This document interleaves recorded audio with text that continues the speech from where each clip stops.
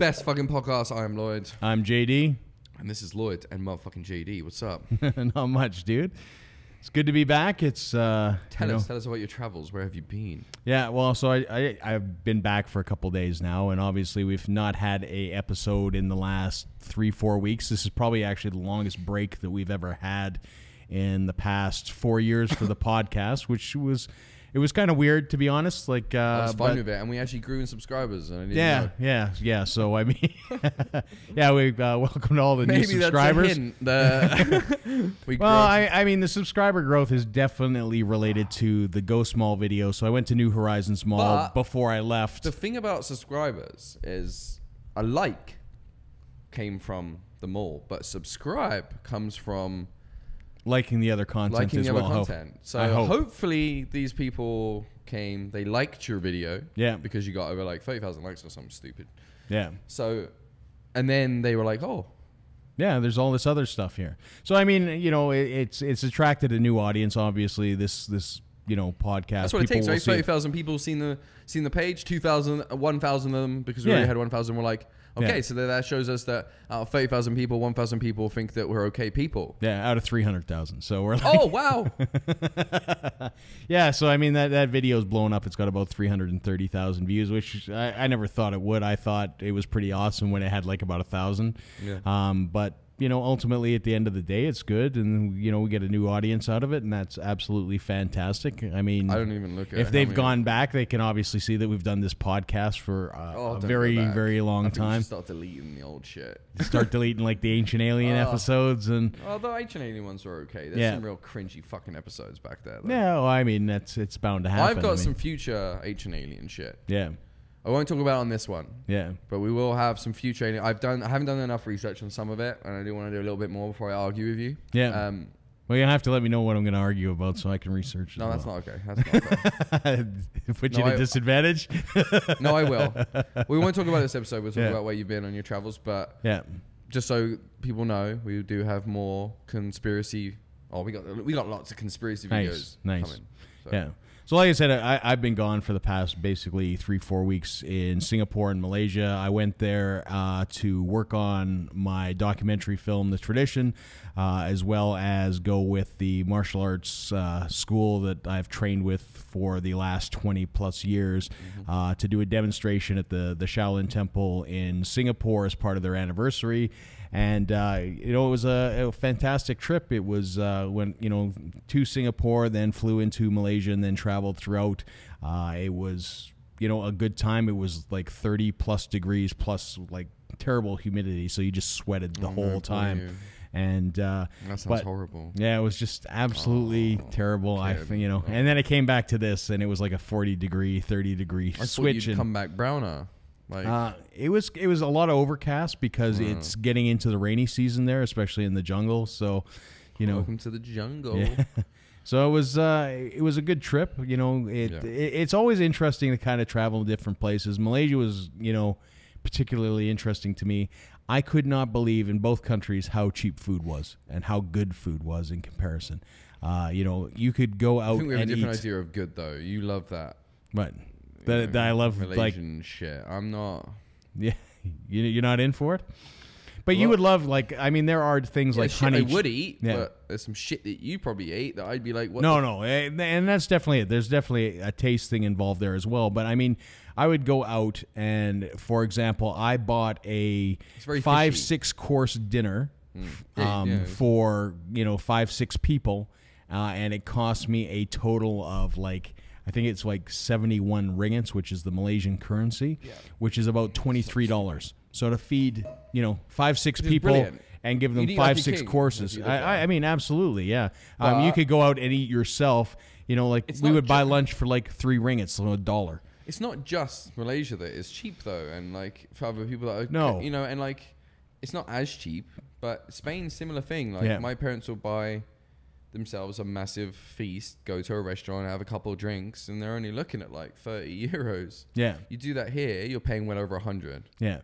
Same thing with Singapore. Singapore, which is known for being a little bit more expensive, also super, super cheap. We went out for satay, which is basically meat skewers, and we were paying like 70 cents for. See, I would have fucked those up. Meat skewers. Yeah. Well, what meat was it? It was cat. No, it was chicken, beef, pork. Absolutely, yeah. Have you ever Singapore is pretty strict on there. Have I ever eaten a cat? Not to my knowledge. How would you know that it wasn't cat? You'd be like, "This is the best fucking chicken I ever ate." And like, No. But like I said, I mean, Piddles Satay Club was good, awesome. You ordered skewers. They would like cook them up on the barbecue right there. You bring a cat on the skewer, like, oh shit, get out in the back. No, I'm just kidding. But absolutely fantastic food and dirt cheap, and it kind of makes you wonder like what we're doing here. Was there and why dog is it posters everywhere? No, not at all. Okay, not at all. And it makes you wonder what we're doing here in terms of food, and why it costs so much. We're cunts. And one, we export all of our shit from fucking America. Yeah. Ugh.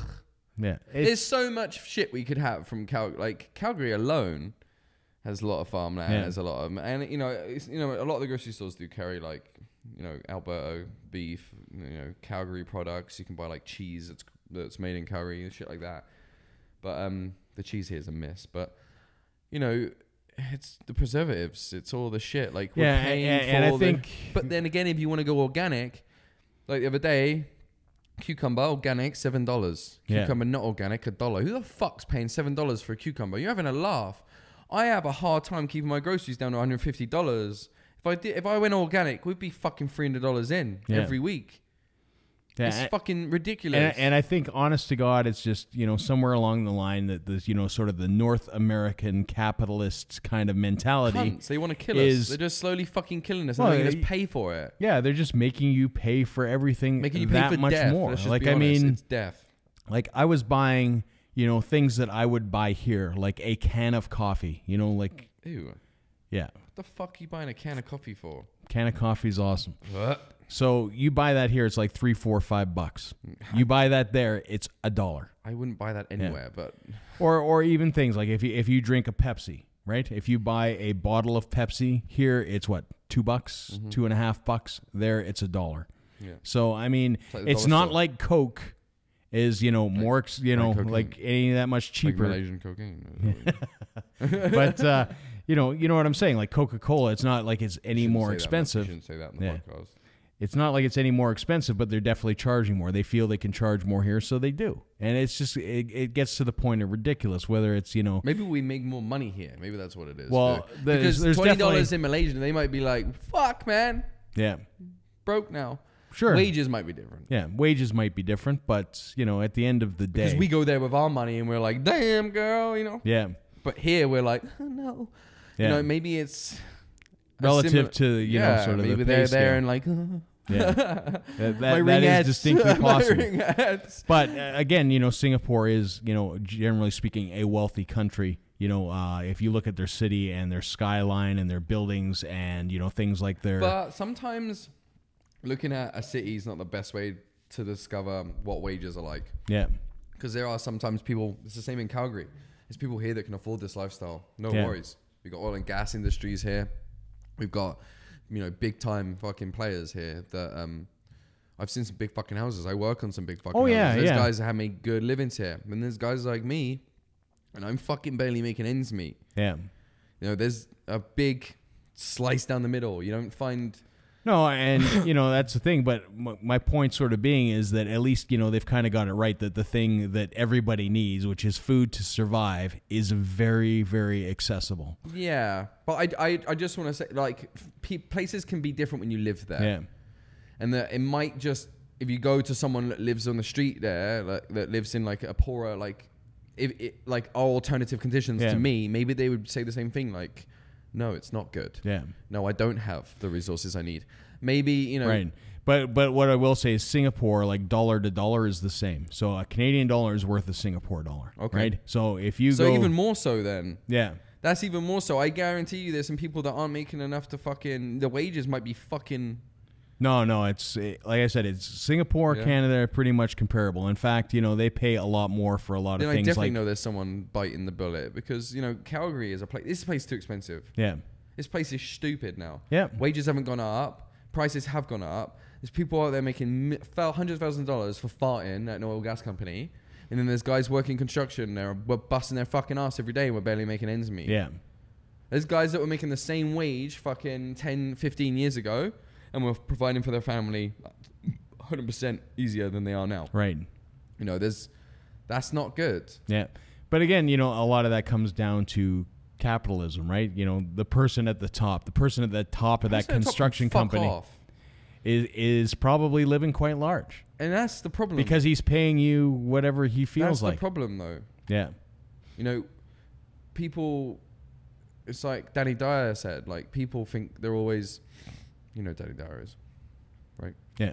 Okay. Well, and he says that, like, there's people that are scared to go on benefits, or, like, they feel bad because they're on benefits. And that people always have this conception that people on benefits are just reaping the rewards of taxes. And you know, tons of people that are on benefits that have hard jobs that go and they work all day. And people are like, you know, you don't like your job, go get a better job. And he's like, what if everyone did that? Who's going to be the fucking bin man? Who's going to take your fucking garbage away? Who's going to be, you know, the fucking jobs that you don't want to do? Who's going to roof your house? Who's going to fucking stick stones to the side of your wall? Who's going to build your steps, put your fridge in your house, wire your home, heat it so your kids have fucking warmth? These are the jobs that aren't making a proper living because the wages aren't going up enough. But then you got people, and they have to go on benefits, and there's people like, oh, they're reaping awards. You know, if your boss isn't paying you enough to fucking live, and you have to get the rest from the government, he's the one at fault. He's the one literally paying you not enough to live, and then hoping that the government's going to pick up the rest of the tab. Yeah. And it's fucking disgusting, and it's happening all over the world. Yeah. You got people that work hard days at work, hard hours, and then they still have not a pot to piss in at the end of the month. That's fucking poor. That's disgusting. Yeah. If you're working hard out there, you should have enough money to live. Oh yeah, yeah. And if you can't afford things, then they should make things affordable, because that's not how, like, the world, we've missed a beat here because we're killing ourselves. Yeah. And the tiny few are, you know, they're okay with it. Yeah. You know what I mean? And you just see what they're willing to spend money on. Like, I'm around rich people all the time. I do their fucking rich houses. Like, they'll buy, like, expensive something just because they can. Yeah. Instead of buying the cheaper version of something because it works. Yeah. It's disgusting. Yeah. And it's gotten to a point to where, like, good people who have good jobs are finding it hard to survive. Yeah.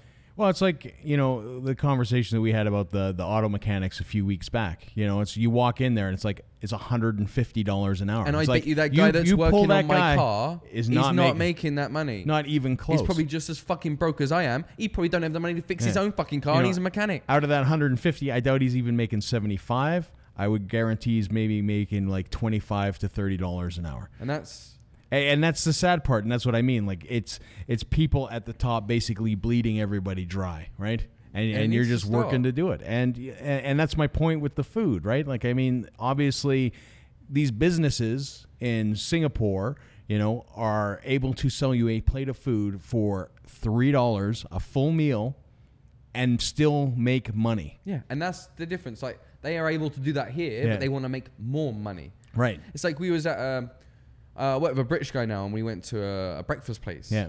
I'm not going to name the breakfast place because that would be bad for their business, and I don't want to ruin their business. But I went to this breakfast place, and it was really shitty service.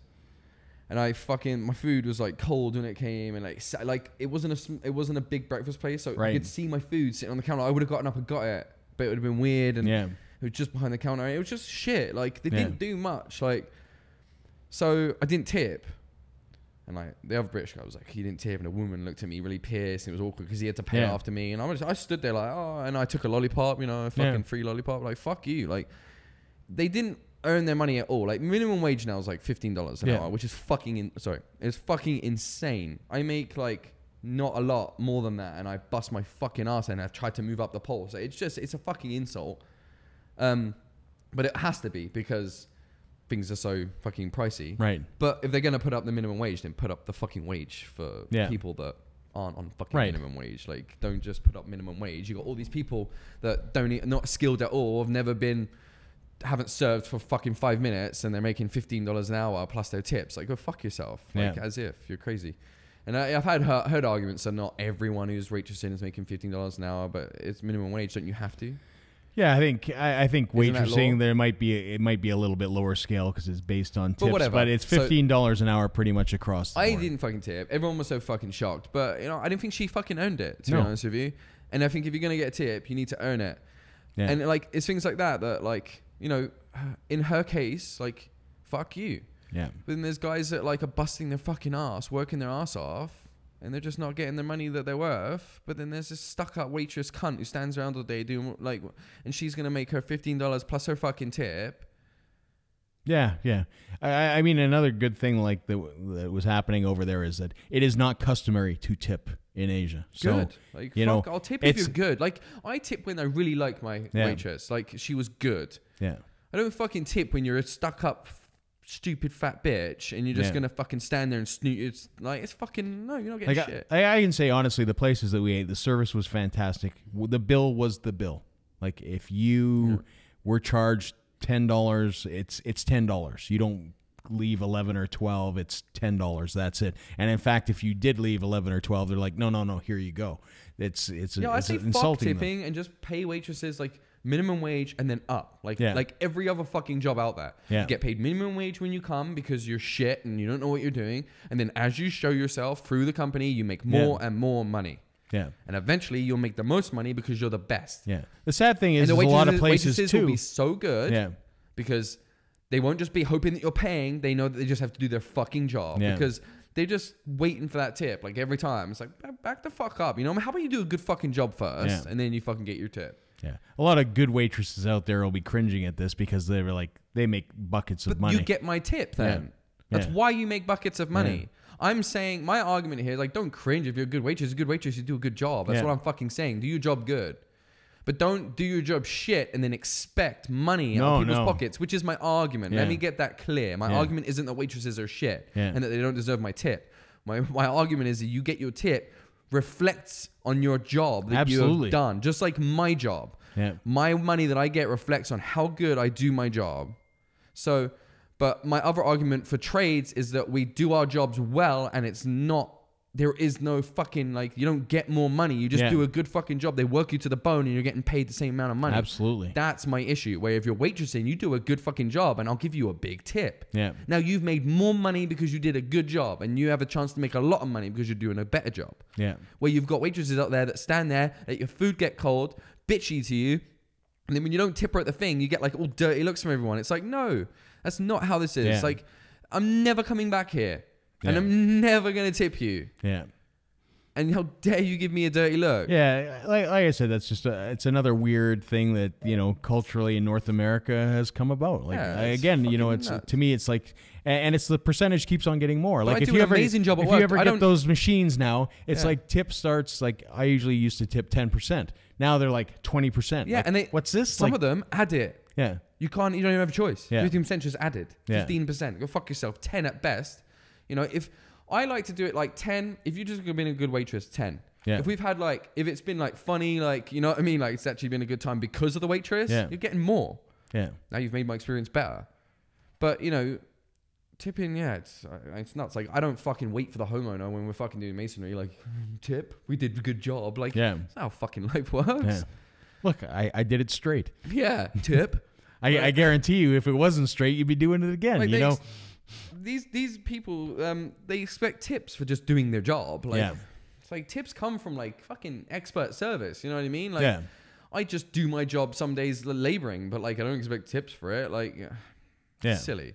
It's like people expect like pats on the backs for being nice. You know what I mean? Like people think that you should get like a pat on the back for being nice. It's like just being nice is just part of being a human. You know what I mean? If you walk around town being an arsehole all day, you're just going to get arsehole back. Like whatever you give out, you receive. So, if, just the world's gone fucking loopy. No one earns anything these days. Everything's just expected. I expect respect. I expect, money. I expect this. Like kids come out of school and they're like, oh, so I'm going to be making $20 an hour then? Like, what? No. Like, no, you fucking nut job. You got to work your way up. You got to build yourself to that. I started minimum wage at Safeway, $7 I made an hour. $7 an hour. Because I was 15. My first job was essentially at a fish and chip shop, and I probably made the equivalent of about $4.50 an hour. Yeah. You know. And now you got shit kids coming out of school, going into construction, making $20 an hour for digging holes, laboring. It's a joke. Yeah. That's just kind of the way it is. And then you've got journeymen making $35-40 an hour. Yeah. $20 off of a fucking laborer. Yeah. That's fucking ludicrous. Madness. That's ludicrous. Yeah. Well, that's all we have time for this week. Yay. Yay. The winter is here. It's snowing. It looks beautiful. Thanks to subscribers. Thanks for likes. Good to be back. I'm Lloyd. I'm JD. Peace. See ya.